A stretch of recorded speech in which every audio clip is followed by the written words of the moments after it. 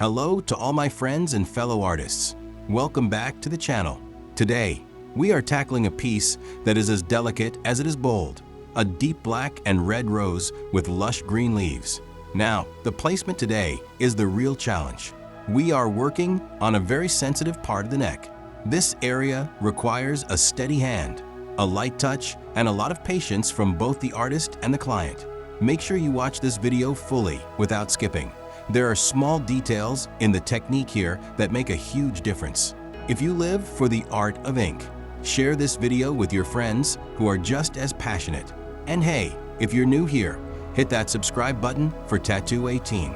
We bring you daily updates to help you master the craft. Let's break down the setup. Preparation is everything when you're working on the neck. For the foundation of this tattoo, I'm using a Falcon 3 round liner cartridge. It gives me that surgical precision I need for the outer petals.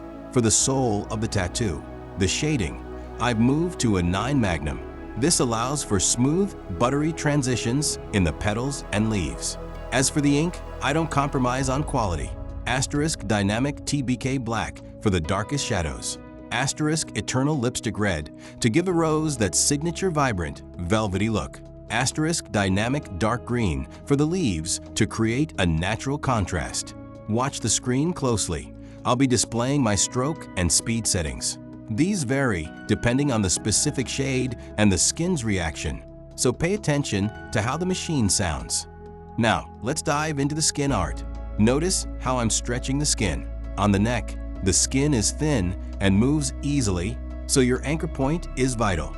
I'm starting with the blackest points of the inner rose using the TBK Black, slowly building the depth before I even touch the red. When I transition to the Eternal Lipstick Red, I'm looking for that perfect saturation. You want the red to look alive. With the 9 Magnum, I'm using a whipping motion to blend the red into the black shadows. This creates that 3D effect that makes the rose look like it's sitting right on top of the skin rather than just being a flat image. We're finishing up with the green leaves. That dark green really anchors the warmth of the red. Throughout this session, the client did amazing. Remember, the neck is high intensity, so it works efficiently to minimize trauma to the skin. Drop a comment below. Thanks for watching Tattoo 18. See you in the next one. Keep inking.